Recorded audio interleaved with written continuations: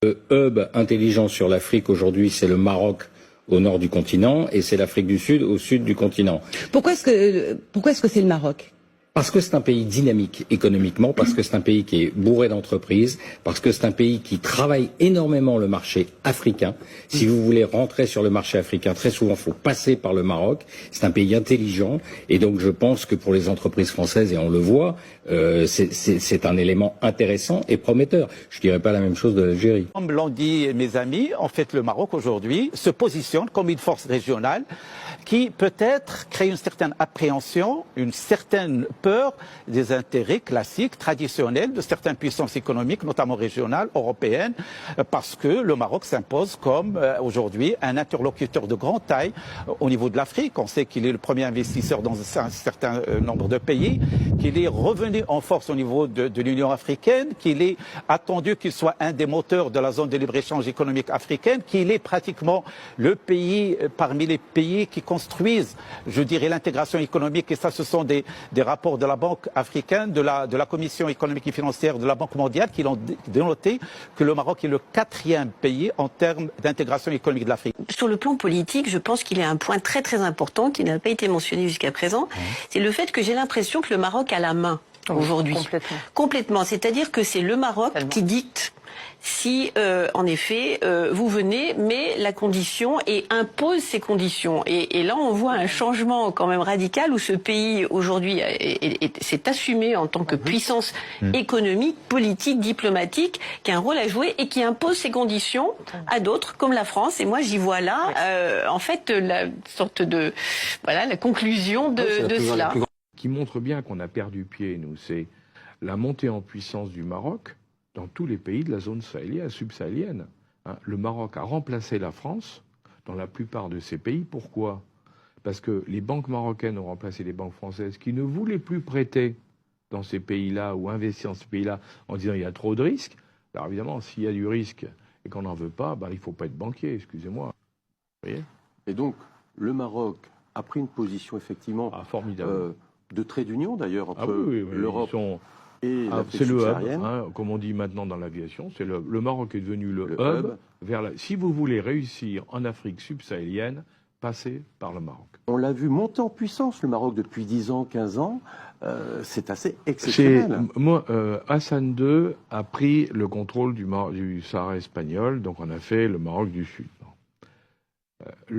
Son fils Mohamed VI, lui, tout de suite a dit mon objectif, c'est la zone sahélienne. Et il est allé faire effectivement des quantités de voyages là-bas, accompagné par ses banquiers pour aider.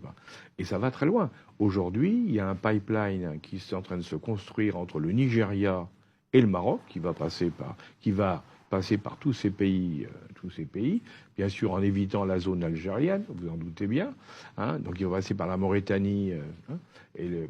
Et ce pipeline va permettre au Maroc d'avoir une autonomie énergétique, si vous voulez, pour les années à venir. Auquel s'ajoutera bien sûr les centrales solaires et tout ce qu'ils sont en train de faire aujourd'hui.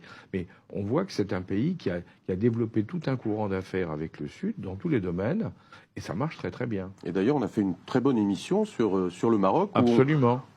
Et on l'a évoqué. Voilà, tout à fait. On a évoqué ça. Tout à fait. Où on comprend la position géographique du Maroc et la vision effectivement du roi pour les années à venir. Là, j'ai donné des conférences dans la cité de Rabat, Jalida, Marrakech, etc. Les pauvres universités françaises ont du souci à se faire. Quand vous voyez ce que sont les universités marocaines par rapport aux universités françaises. Vous parlez en termes de niveau? Tout niveau.